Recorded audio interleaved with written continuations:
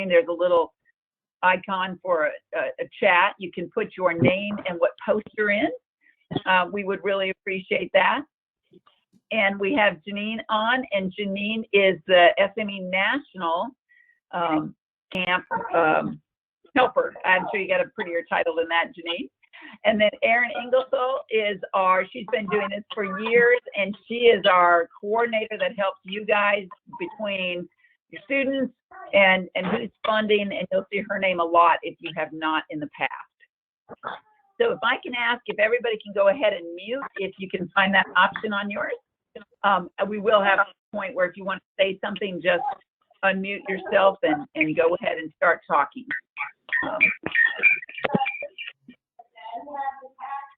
So there's somebody I can hear some background. So if you do have the mute option, if you can do that. If you can't figure that out, let me know.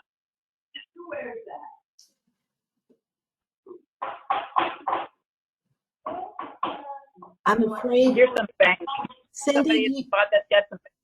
Cindy, which caller number are you? Do you remember? I'm caller 1. Okay. I'm going to start muting some people. And if I've muted you, I'm sorry, but I'm not going to mute Cindy. You can, if you find yourself muted and you want to say something and you can't unmute, just put your name in the chat and we will make sure we go ahead and catch talking to you guys. So there's 2 big things that I want to talk about quickly. I won't keep you guys too long. The first thing is our national camps have opened up their applications. So that's very exciting. We are looking at all in-person camps at this point. And if you're not familiar, we have the Navy's camp is in Port Hueneme, California. The Marine Corps camp is in Camp Lejeune, North Carolina. The Army camp is in Vicksburg, Mississippi. The Air Force, we have 2 camps. One is at the Air Force Academy in Colorado Springs, and one is at Scott Air Force Base in Illinois. So those are our national camps.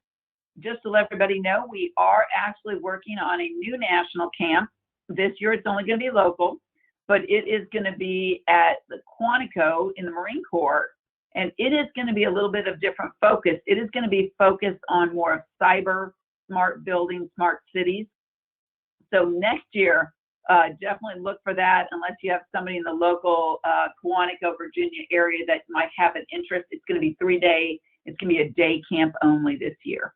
But it's kind of fun with all the cyber that's going on that we would have that. And I see Allison just came on. So Allison, if you want to just wave your hand, Allison actually leads our Navy camp in Port Hueneme. A lot of work on her part. So thank you, Allison, for all that you do. So those are our national camps. And the way that we work the national camps is we put on the SME website, if you haven't seen it yet, just go there. In fact, it'd be best to try to find it yourself to make sure, because there's going to be a lot of kids who are going to be like, well, how do I find it? I typically just go to my Google search and type in SAME engineering camp or STEM camp, and it usually shows up as one of the first ones. But you can go right to SAME, and then you find the camps, and you dig down, and it is good to take a second and figure out where that is if you haven't done that yet. They've got some great pictures, great flyers on all the camps. It's got all the camp dates and everything like that. So they are in the summer, and I will tell you that the Navy camp and the Marine Corps are the same week, and then the Air Force and the Army are surrounding that that week. And I can give the weeks if anybody needs them. I've just what you guys are. Go ahead. I just dropped the link into the chat. So it's, same.org/STEM camps, all one word. You can take a look there. Definitely bookmark that if you don't already have it bookmarked. Yes, because we do hope that you guys as camp, post-camp POCs, that you will go around and help get the word out to your to the different high schools in the area. Anybody that's been on a camp in the past, that would be great to get them to talk to their friends, because a lot of people it's the word of mouth. right? Where that helps us get the word, and the more people we have applying to the camps, I think the better selection we get to make. So let's see. So what'll happen right now? So we have the applications are open, and those applications will close on March 14th. The students really need to get in before March 14th and get them done. In fact, the earlier the better, because as we all know, sometimes there's information we don't know when we're filling it out, and if you wait till the last minute, you may not finish. They can save it along the way. And Janine, how many campers did you say we already have in the system trying to go start their application?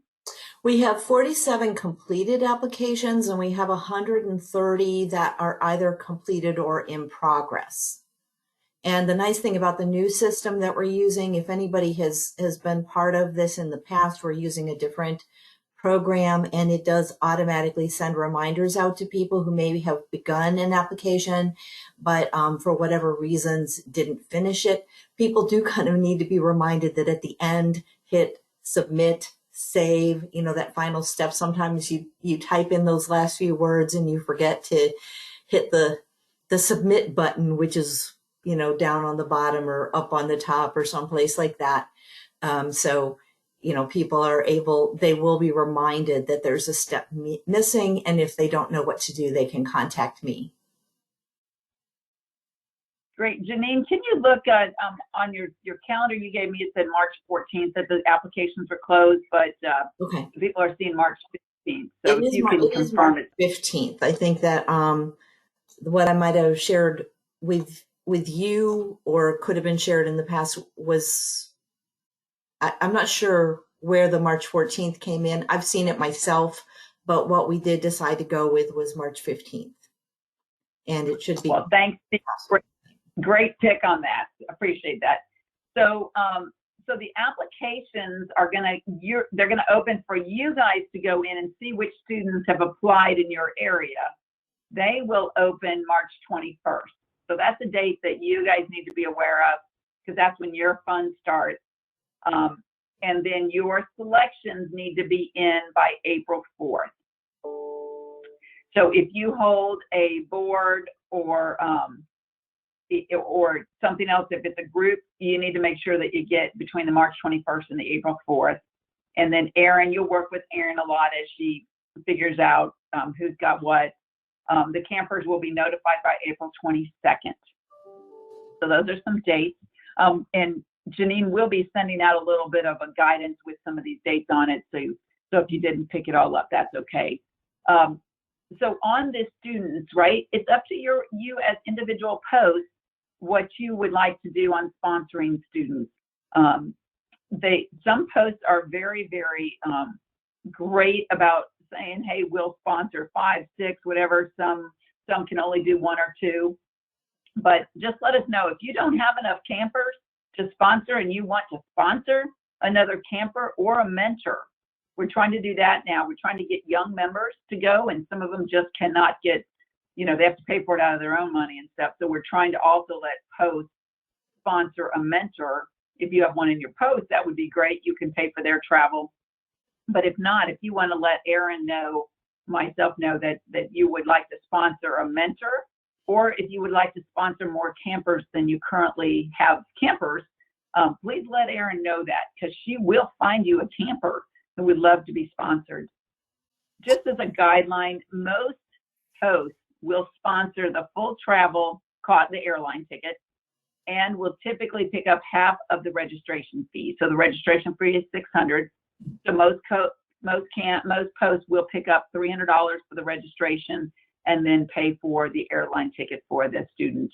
But it's up to you and what you work out with your students. So I do find that if a student has a little money in it, they're more likely not to quit at the last minute. We do have every year a few students who decide at the last minute that they don't want to go because of another camp or something. And we do find that most of those who have paid some money are not typically the ones that do that. So you might want to consider that if you typically pay the entire thing. So as for national, Are there any questions about the national camps right now before we go into what posts are doing themselves? Can I also make a mention, because Cindy, you said to contact Aaron and yourself if people were interested in mentoring a mentor, sponsoring a mentor. I think we're trying to put something before the SAME Foundation with the same objective of sponsoring mentors. So, keep me in that loop if it's something that a post is also interested in, so that we can figure out how to kind of spread the money and encourage that. A lot of younger members, like Cindy said, employers are like, well, I'm not going to give you a week off. You have to take vacation or personal leave or something like that. And for a young professional, which is the ideal kind of mentor, that can be a big chunk. So if we can offer some sort of a stipend, it would be great. So just keep me in the loop as well. And I will also keep you in the loop as things go forward.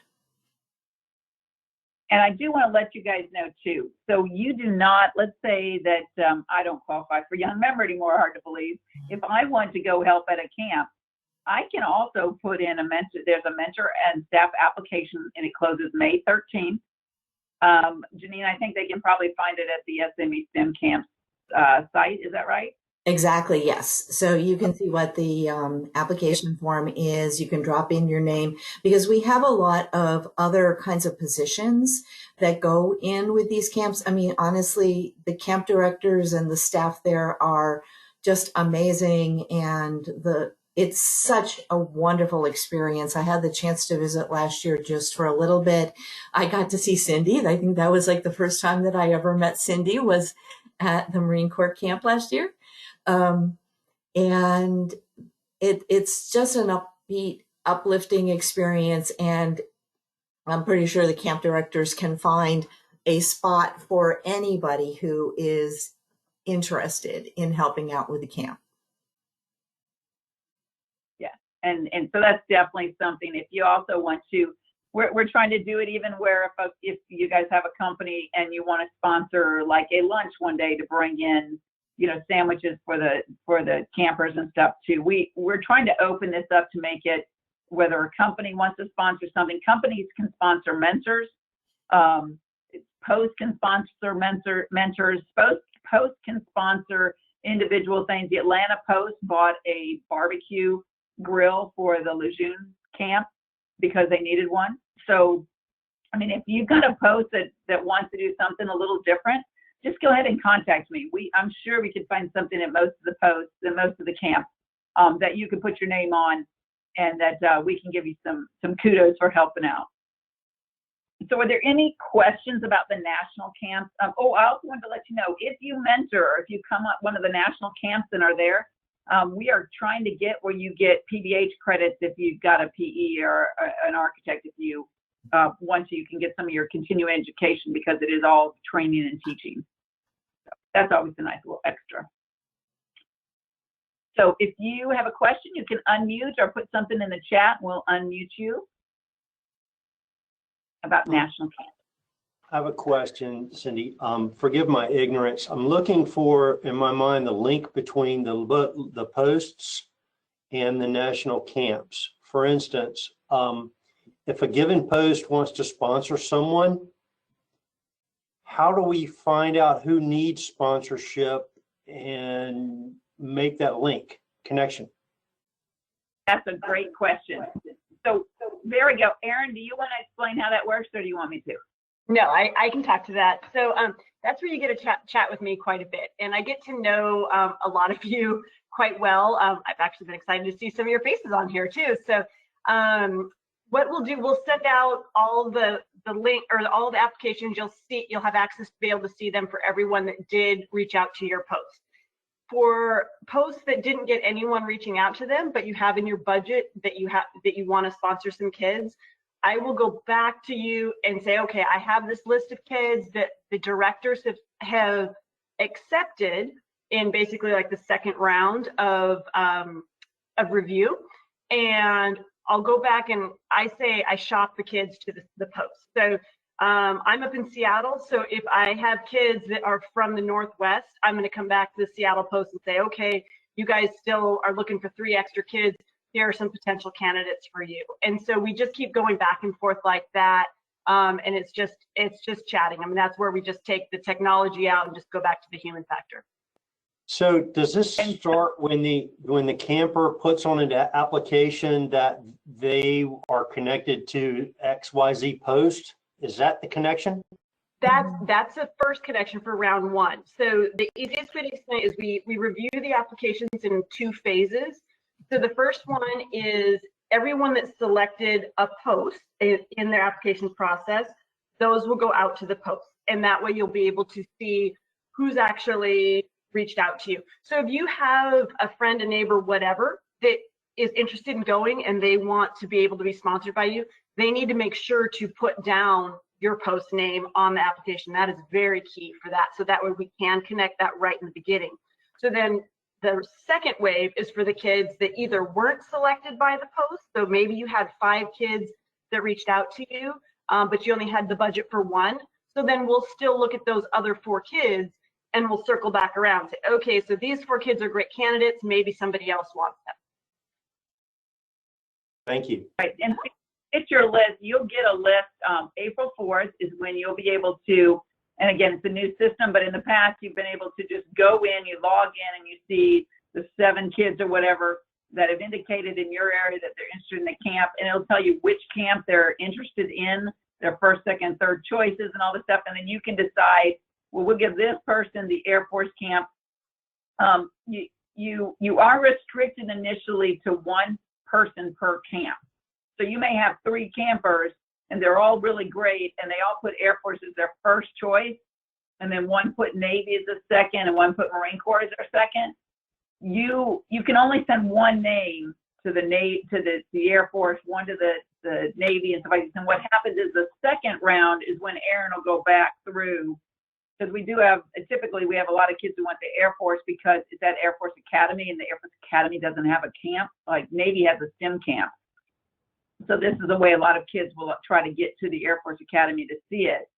So when we didn't say that earlier, and I'm sorry about that, but that'll come out in the directions that you get to pick 1 per camp, but then you can also say, we would also sponsor these 2 if you could let them in. And that's where the camp director will look and say, hey, I have open spots. And they'll come back to you and, through Aaron and say, great, we'll take your other 2 kids, this and that. And if not, you just say these other 2 kids are great. And then they kind of go into this Aaron's list where she'll try to see if she can get them in a camp. May not be the camp that they're necessarily indicated they want, but we do try to fit those kids to camps if they meet the qualifications. Sometimes it looks a little bit like draft day. Sometimes I'm having to do a little negotiations between the posts to see who wants which kid. It keeps it exciting for everybody that way.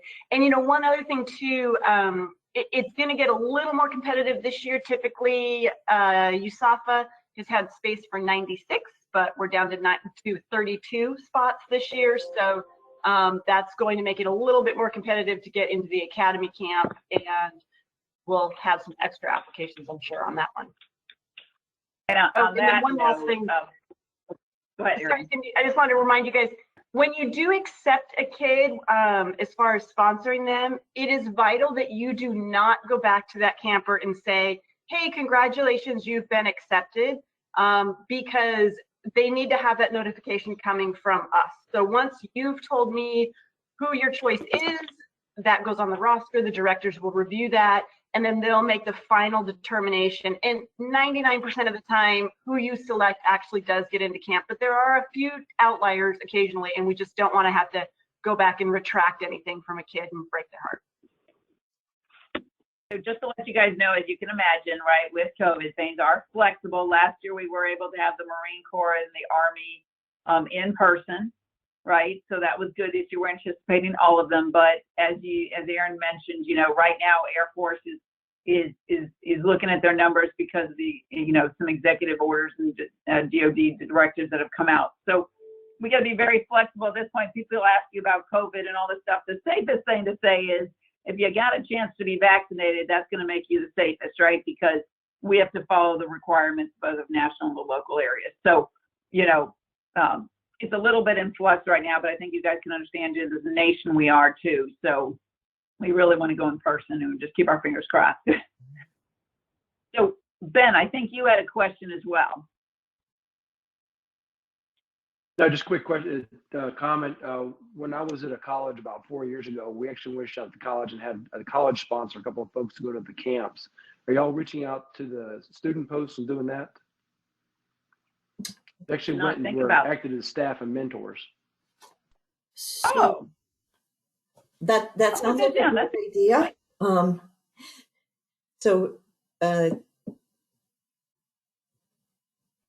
okay, we'll work on that, and that would be another great thing, I think, if some post wanted to sponsor a mentor, having a mentor from a student post would be a great person to sponsor. Yeah, we went. I was at the Citadel at the time, and the local Charleston chapter sponsored 2 cadets to go and act as mentors and staff. So it saved a little money on that side, and it was a great opportunity for the kids to go out there, the students to go out there, and kind of learn how to be leaders and mentors. So it was good stuff. I mean, they've stayed in touch with people since then. That's a great idea. I like that. Well, thank you for bringing that up. The other thing that I wanted to mention as a camp COI is that we do not only involve the national camp, we are trying to figure out and get a good handle on what if any posts are doing local STEM day camps or a bit more, even like a few hour STEM activities with high school students. We do understand with COVID right now, it's been challenging for a lot of our camps and a lot of our posts who used to do a lot of outreach is to, can you still do that stuff? But do any of you guys or any of you at posts that do outreach where you do STEM related activities with the local high schools and stuff? If you wanting to raise your hand or put it in the chat, I would love to know if you guys are doing it and if anybody needs any support. If anybody wants to start one that they haven't, that they want to know where to go to.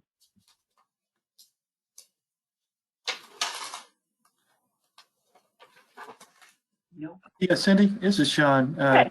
From the Kitty Hawk Post, we have a pretty active science fair support system, and we do have some sponsorship of local schools, typically those that we already have members that have students in, but we're reaching out to the Dayton City School District to try and help some underprivileged representation also. And we are actually actively pursuing now potentially a high school student chapter post. It's one of our more active posts. So we're trying to look at the feasibility of that.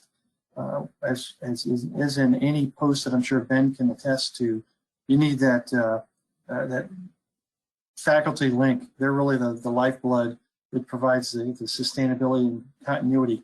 The students will come and go, and it's only what's important to them in front of them at the time. So you need an energetic advocate and teacher or administrator that can likely help carry that. So we're looking into that, and we're excited for what that might present. And I'm one of the co-STEM chair leads here for Kitty Hawk, so I can speak to that. That's why I typically roll right into working with Aaron and talk about this, the shopping for kids, if you will, for students and camp mentors. That's something that I'm passionate about. So certainly I can share what limited input I have, what limited experience I have, but I'm always excited for other great ideas because it's just so many great enthusiastic kids out there that sometimes just don't know what they don't know, and it's just getting in front of them. So that's all I've got.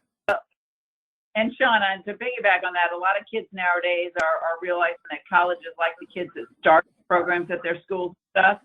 So starting the SAME post at a local high school would seem to be a very good positive thing for a, you know, for when you put applications in college, as well as setting you up pretty nicely to probably go to one of the camps, right? If you're the president of the local high school post, I would think that would fit really well. So that's a great thing. And Sean, I would love to continue following up with you on that, because that maybe is a way that we can keep in touch with the high school group as they grow in, and then, you know, get them into the college with the college post as well. Absolutely. It looks like, Ben, it looks like you guys do some science fairs and presentations about the post and the camps. I appreciate that. And so Mark, not at the moment in Pensacola, but it's one of the reasons on the call. Great. Well, Mark, that's actually, I'm going to be in Pensacola next week. So maybe we can sit down and talk about some options and stuff like that. But yes, it is a good thing. And a lot of activity going on in Pensacola now too. So I would imagine right now that there would be a good time to start something like that with all the activity from the hurricane down there. Yeah, I'll be at our I'll be at our meeting this week for our monthly meeting. But yeah, I'm new to the industry and I'm just looking to learn ways to pay it forward and create more exposure for this great program. Yes, that's great. It's hard to get into the school sometimes, especially they don't like a lot of visitors and stuff, but even making a flyer, or if you've got a student, Aaron has the list of people that have gone in the past. We can always see, and so does National, we can always see if we've got a student in your area who's gone in the past. I think that's the word of mouth is the best way to spread the word about what the camp's really like. And the cost, you can't beat the cost, especially when you start looking at some of the other college costs that do camp. Well, we're at the time, but I'm willing to stay if anybody else would like to have a conversation about what other opportunities there are or what you're doing as a post. If you have any question as the new thing is rolled out, and you March 21st, get that notice about it being open, please just reach out to myself, Janine, Aaron. If you have any questions about what the information is or what you can and can't do, we're very flexible on this side. So just let us know that you have a question and we can definitely help figure out how to make it work with both sides. I just dropped my email into the chat. And definitely if you can't think of, oh, I know there was this other person, whatever, I can go ahead and link you up to anybody else. If you have any thoughts, and some of the things that you're talking about overlap with our K-12 STEM community of interest. You're not the only ones who are thinking about raising up an SAME high school post. That is a conversation that's going on in the K-12 STEM area. So we're cross-pollinating here. Great ideas coming up in one area that, SAME is very, very big into the K-12 STEM outreach as well as college outreach. So thank you all for these great ideas. And just to follow up on Jeff's note, I know Aaron already wrote it. The students do not have to be linked to SAME to go to one of our camps. They will become SAME members when they go to the camp. So that's a good little benefit on the side there. But no, there's no requirement that they have any affiliation with SAME when they apply for these camps. And they don't have to have a local area either. They can be we actually have students from like Korea who are with military. They do have to be U.S. citizens, but we usually get 1 or 2 military families a year from outside the country who want a student to go, and we're able to bring them to the camp. I've heard from people in Hong Kong, Germany, and Puerto Rico so far. Just in terms of folks that I know of who are outside the continental U.S.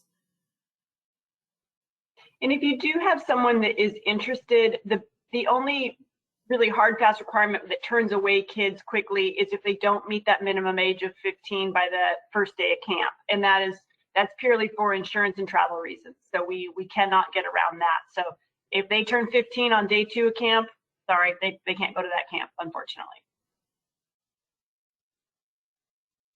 I have a question or seeking clarification. So again, from a post standpoint, our real role here is to encourage the campers to go to the national website and to submit an application, include our link. And then the second thing we can do is try to sponsor either a mentor or a camper. So if I understand what we're saying, all the evaluations and the screening of the applicants are done by a national committee or by the camp themselves, not by the individual posts. Well, no, go ahead, Erin. Oh, sorry. So with the way the database is set up, I mean, they're going to be hitting certain requirements in there. And if they don't hit them, then they're not going to be able to complete the application is the most part. But you will get the chance to review them for the ones that you are selecting. So like I said, if you had 5 kids that selected your post and you only have room for 1, you'll review those kids and you'll make the decision on which one you want to sponsor. Wait. The only room I have as a post is a sponsorship. So what I'm asking about, I think, is makes the selection that they meet the criteria and there's room for them in the camp. Is that the decision that's made for April, right? So what will happen is once you tell us who you want to sponsor, that will go on the list, the potential roster for the directors to review. The reason we have to say that is there used to be years, and this year might be one of them with lower numbers available, like lower beds available at the camp, where we have more posts willing to sponsor kids than we have beds available. And so that's why we just say, don't go back to the kid and say you've been accepted, because as the directors go through, they might have 50 kids, but only 40 beds. And so they might have to say, okay, these kids are all great candidates, but unfortunately we can't offer them a spot in the camp. So that's really what they're looking for at that level. They're not going back through and saying, oh, Steven sponsored this kid. We don't think that's a good candidate. We're going to change that for him. I mean, that's not what they're doing at that point. Yeah, but they make the selection on 4 April, and then we figure out who we're going to sponsor and how we can get them paid for. Is that the process? Well, they're not making the selection then at that point. So when we have the raw data, you're getting that information of the raw data. So once you tell me who you want to sponsor, I compile that and do a list. I then send that to the directors for that first wave. The second wave is we're doing with unsponsored students. Then we're starting to go back and I'm trying to shop the kids. But that first one, that's all you guys. So if somebody said they wanted to be sponsored by you and you agreed that they're a great candidate, then odds are very high they're going to get in, provided there's space available. I guess it's that space available that I'm getting hung up on. Who decides that? Who makes the list? That's the camp directors. And when In do they the do past, that? we have, if you send somebody, let's say Marine Corps camp, and you say, I have this student, in the past, we have never had an issue where we've turned away a sponsored student from a post for like the Marine Corps camp. Now, the Air Force Academy camp this year, we're probably going to have that problem because we usually have like 70 spots. And those usually even get to the point where some posts will be like, hey, we want to sponsor these 2 kids to the Air Force Academy, right? Well, first of all, we give them 1 kind of spot, but sometimes we will have more than 38. Let's say we have 38 kids allowed this year. We might have more than 38 SME posts who want to sponsor a student to the Air Force Academy camp. So, because everybody gets 1, right? So if we have more than 38 posts who want to sponsor an Air Force Academy, a student to the Air Force Academy camp, that's where National has to come in with the camp director and kind of say, we have 40 kids who have whether they single, they're the only ones in their post that wants to sponsor them to Air Force Academy, but we only have 38 spots. So they'll look down that list and say, these 2 are the weakest of all the camp, and they will go back, Aaron will go back to you and say, we don't have room for these 2, this 1 student, because each camp only gets 1. They'll go back to the 2 posts and say, we don't have room for your 1 student each. Would you like to send them to the Marine Corps camp, or would you like us to send them to the Navy camp? That kind of stuff. It's just because of the numbers this year on Air Force Academy is going to be low. Hey, Cindy, can I add something to that? Yes, please do. So as the camp directors, we generally get a few more campers than we have spots for. And so we try to look and we try to give the spots to the campers who are the rising seniors and then the rising juniors. So usually what we try to do is maybe not have a rising sophomore attend the camp, even if you are sponsoring them, because they have a chance to apply the next year. And so it is it can be a numbers game, and it is a challenge for us, but we do try to give preference to the older campers. And we have also asked the kids to rank their top 3 choices of camps. So if somebody has said, my first choice is Air Force Academy, we're going to just keep picking on them because they are super popular and we are going to have the numbers. But there's more kids and we accommodate. This is where Aaron comes in again, that idea of we want to accommodate these kids. We want to recognize that you as the posts have identified these kids as being good choices for camps. We will try to work it out so maybe they can get into their second choice, or their third choice. you are the first line. You're the first people who are looking at these things and saying, who are the top candidates? You know, they've got a great essay, they've got a good GPA, they've got solid post connections. And then from there, we do have a system for taking it farther. So Stephen, you're going to have the hardest challenge because you're going to get a list and it's going to have typically 4 kids that want to go, let's do Navy this time, 4 kids that want to go Navy and 1 that wants to go Marine Corps as their first choice. And you're going to look and you're going to say, well, we can only send 1 to Navy, which is our most qualified one, right? Then you're going to have to figure out, okay, the second person, our next qualified one, said they would take Marine Corps as well, but the other person said Marine Corps was their first choice, but they're not as qualified. So which one do you take, right? That's where it's tough at the post level. You got to figure out 1 per camp. And then sometimes you have to go back and say, well, you know, they put Army down. Would that be, maybe we give them Army, and this way we give everybody at least a camp, because honestly, I know sometimes they want to go to a certain camp, but all the camps are wonderful.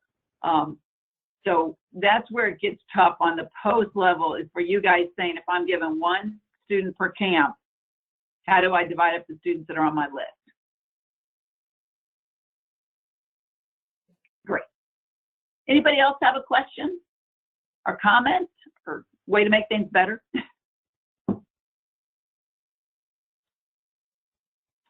Well, great. Well, thank you guys so much for your time today and for what you do. I know it takes a lot of effort, and I know when we get those selections back to you on April 4th, I know it's going to be a lot of effort on your part until that point too. So thank you, and make sure you talk to the students when they do find out which campers get to go where.